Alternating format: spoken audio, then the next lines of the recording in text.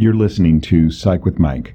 For more episodes or to connect with the show with comments, ideas, or to be a guest, go to www.psychwithmike.com. Follow the show on Twitter @PsychWithMike or like the Facebook page @PsychWithMike. Now, here's Psych with Mike. Welcome into the Psych with Mike library. This is Dr. Michael Mahan, and I am here again today with Mr. Brett Newcomb and Dr. Carrie Lewis. Happy again, as always. You're happy? Yeah. Are you? I'm always happy. As always? As always, yeah. For people who don't know, and they would have no reason to know, we are recording this during the Christmas season. And you think that's why I'm happy? No, but it brings Maybe I'll to get a mind it brings to mind the topic that we're going to talk about, and the reason that I brought this topic up or sent this topic in for us to discuss is because people will be going to lots of events, and I have clients who are coming in even now and talking about, I'm going to this event and I'm dreading it because I know I'm going to sit in a corner and I'm not going to talk to anybody, and then I'm not going to have a good time. And I say, okay, why would you choose to do that? They don't actually perceive that that's a choice. I do. Would you agree? I would agree, and I would also say, why is that a problem? That they're sitting in a corner? Yeah. Because it's acceptable behavior. Well, but then they're not happy. Well, that would be the flip side. Right. So what about that makes you unhappy? And what's your contribution to it? Yeah. To which they don't have an answer. Right. So then we get into the whole conversation about, well, I am very self-conscious about the way that other people are going to perceive me. Mm-hmm. And we've had that conversation before where you have distinctly, very abruptly said to me that when you first met me, you didn't like me. Because I'm a trained observer? Yeah. I saw certain behaviors that I thought, damn, yeah. Yeah, that guy's messed up. What happened to those behaviors? Did he do these? When you get past the facade, then there's some real warmth and genuineness that wasn't immediately available. You said the same thing to me earlier. You said when I was in graduate school, you said something to me about how I just disappeared into a bubble when things would get tense or class would have discussions that you weren't participating in. And it was never an overt behavior. You didn't slam your hand on the desk and say, I'm not going to have this conversation. But you just recede, and it was almost like you became invisible. And I think that's a thing that people do.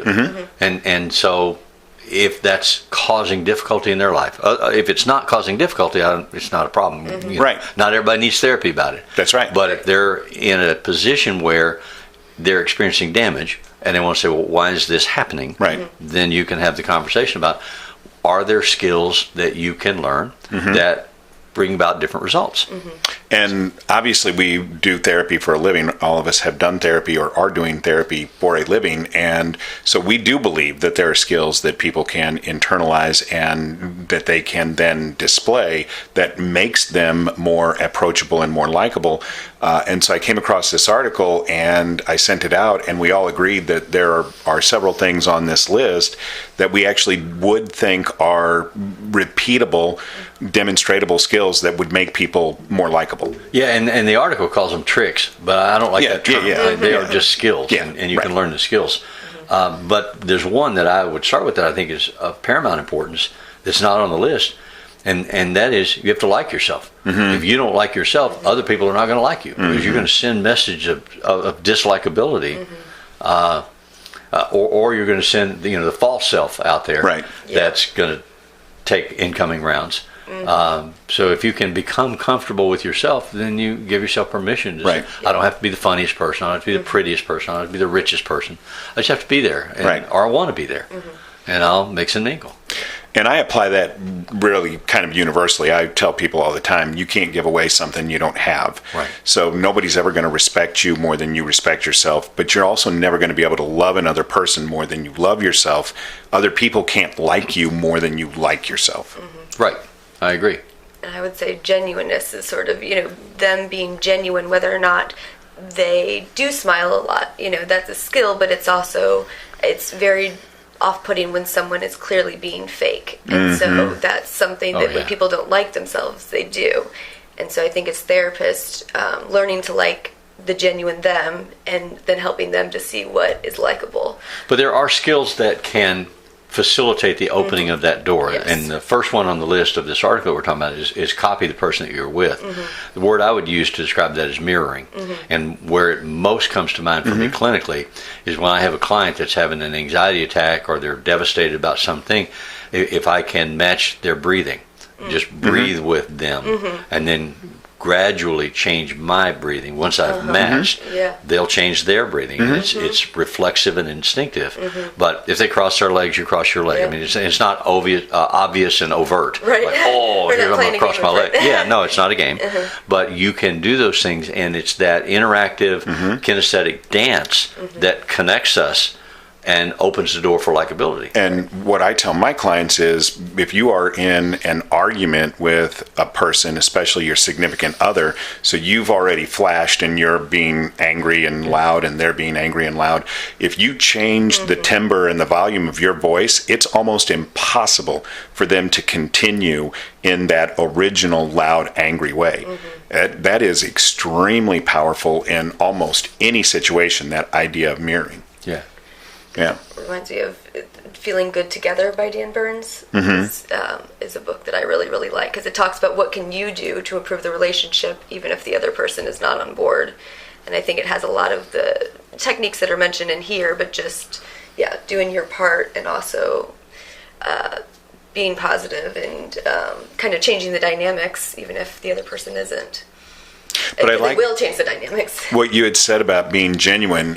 So number 9 on this list is smile.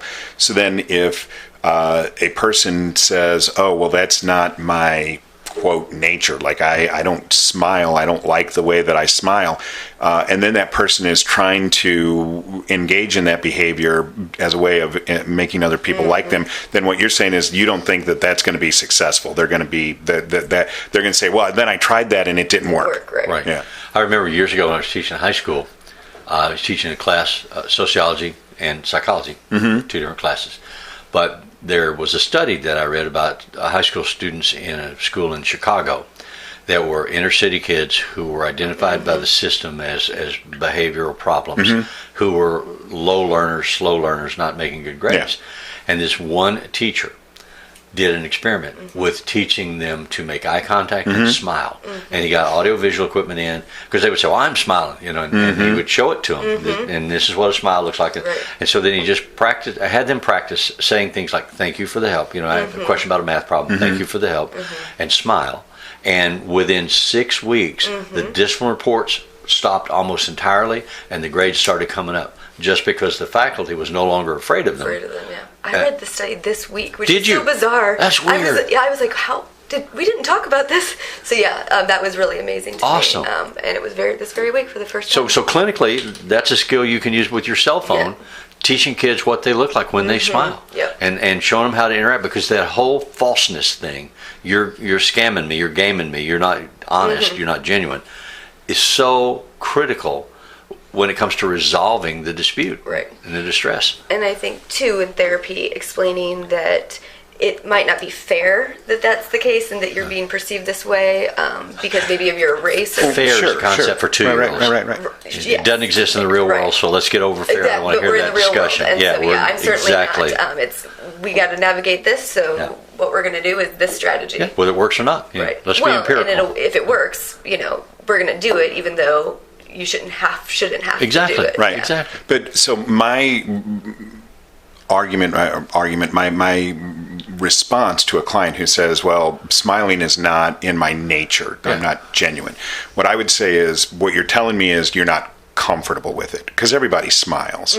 I mean, you do it instinctively whether you recognize it or not. So maybe what they need to do is practice being comfortable with smiling. And so, whether you look at yourself in your phone, in the mirror in your phone, or in an actual mirror, do something to practice conditioning yourself to be comfortable with your face looking that way and not seeing it as weird or off-putting. I had a client, young girl, it was a cutter, and I was working with her parents about it, and I talked to the dad about, this girl is desperately in need of your affirmation. You need to hug her, you need to look at her, you need to smile at her, you need to say, I love you, this is important to me, it hurts me when you hurt yourself, and you need to supervise her, you need to check her backpack, if she got a razor in there. And he looked at me and he said, that's not who I am. And I said, that's who your daughter needs you to be Right.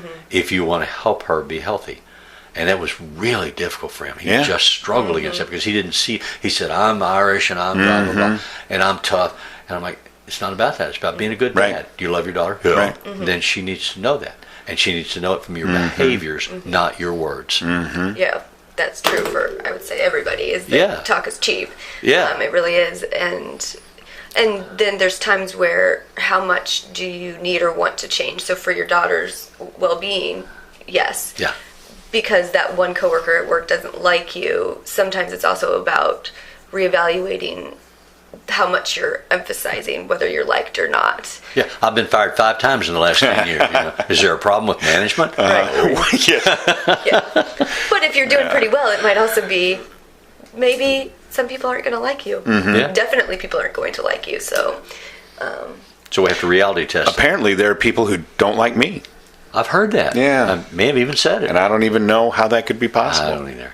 So there are 2 that I think are actually corollaries of each other that I actually use a lot in therapy. And number 10 is see other people as they see themselves. And number 14 is let other people talk about themselves. And I tell my so I work primarily with young males. I do work with some young females as well, but primarily with young males. And so they'll come in and talk about how there's a girl that they fancy, but they can't ever walk up to her and talk to her. And, I tell them, hey, you just walk up to her and, notice things like, does the polish on her nails match the polish on her toes? And if it does, say, hey, I think that's really cool. Or tell her that you like the way that, that her perfume smells. Tell her you like her earrings. You don't say things like, you don't sweat much. Yeah, I know. don't be creepy. Yeah, Exactly. exactly. That's a better way to say it. Do things that make them feel like that you notice things that are unique about them, and then let them talk about that. That's something that really gets people's attention. If you walk into a conversation and it's all about me, because that feels comfortable. I'm going to talk about me, because most of us, what we'll do is try and put ourselves in a position where people will laugh with us than at us. And so I want to walk in and do all the self-deprecating things that I can to disarm you from being able to use that information against me. But that doesn't make you likable. Right. Which is, one of the items on the list is self-disclosure and, being vulnerable. And I think that can go too far, where it is important to be aware of your environment and Well, and what self-disclosure, we said too much information, TMI, Exactly. And how many with clients have purpose. you worked with where what you say to them is, you have to shut up. Say no and shut up. Don't give all these explanations. Don't give all this information. That won't work for me. And then quit talking.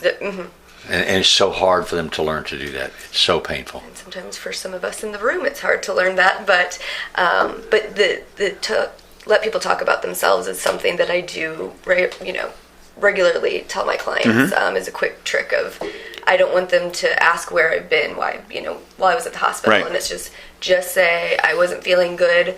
Tell me, how was that test? That how did you do on the test? Or ask them about themselves, because they like it and they will. Yeah. What I say to my clients is, do you enjoy coming here? And most of them will say, yes, I do enjoy it. And I say, well, what is it about that you like? You like that because when you come here, it's all about you. It's not about me. And you like that. That's true in your life as well. The more that you adopt that philosophy and apply it to the people in your life, the more that they're going to enjoy being around you. Especially people that you have to be around. And to think about, this is talking about that article about colleagues and things like that. And, our friends like us because they like us. But sometimes you have to be likable in situations where you're around people you wouldn't otherwise be around. Right.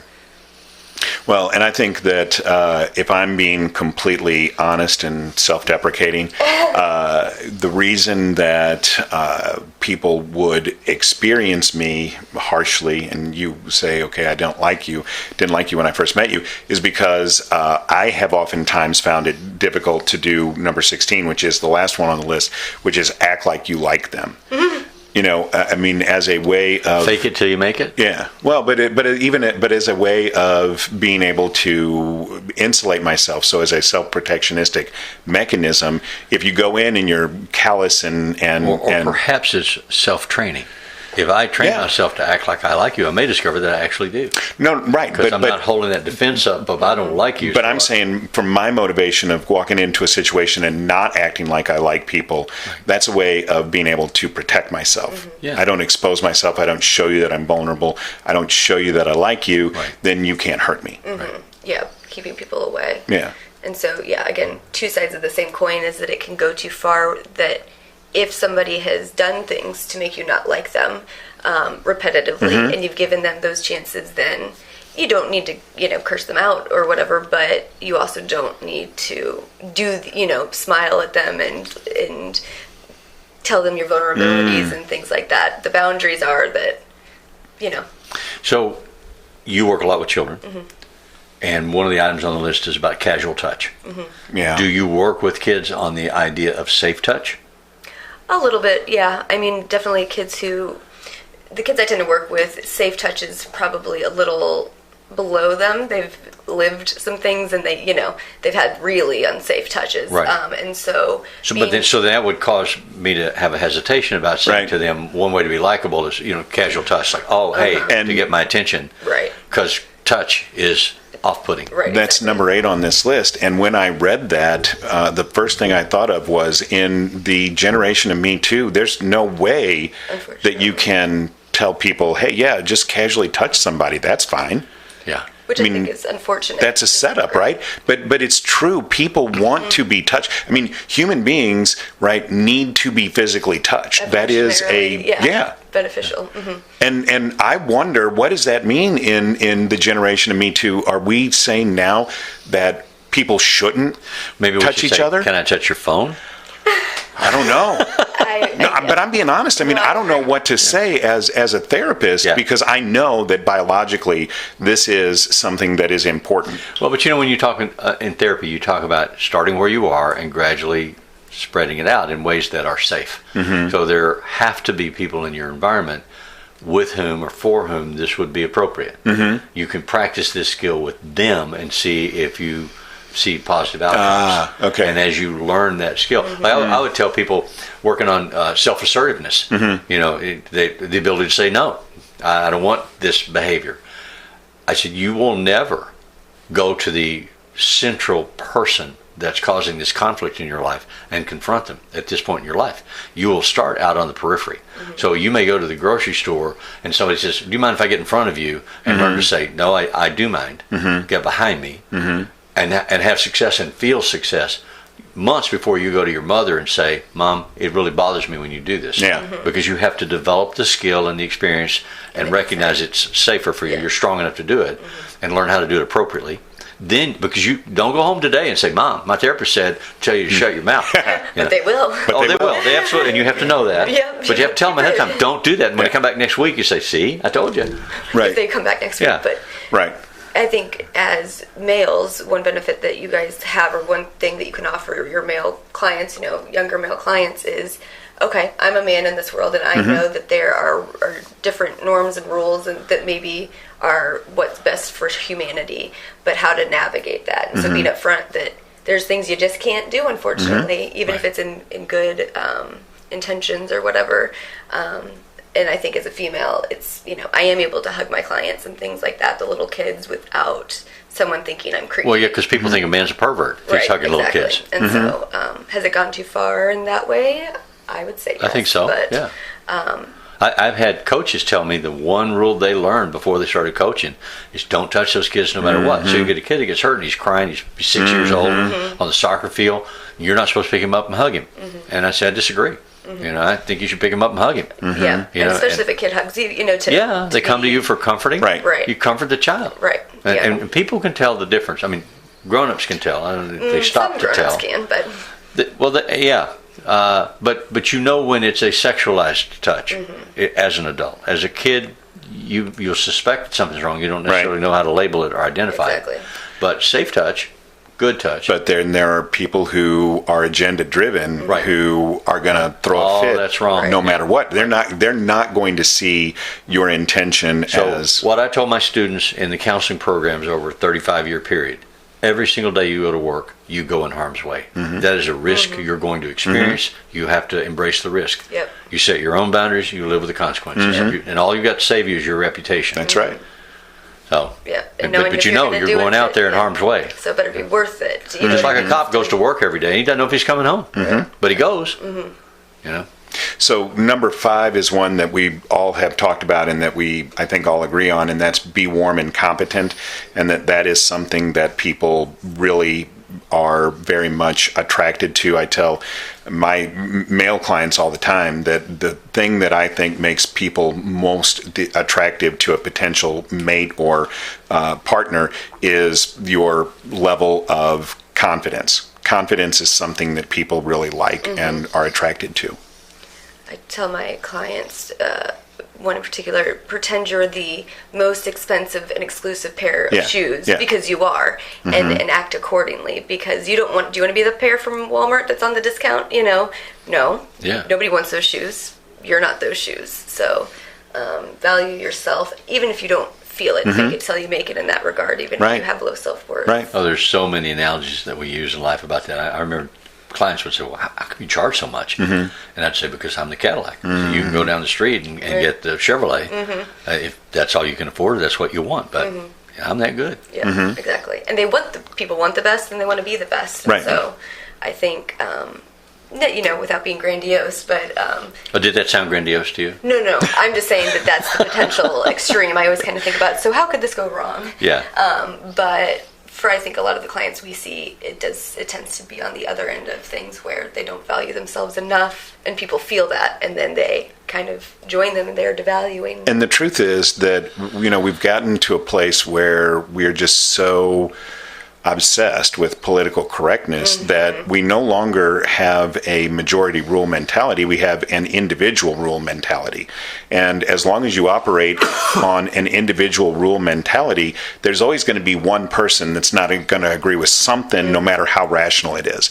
So then we are left in a position where we can't actually do anything. We're completely paralyzed from any action, which is, I think, where we are, what we see in our society. And I don't think that's sustainable.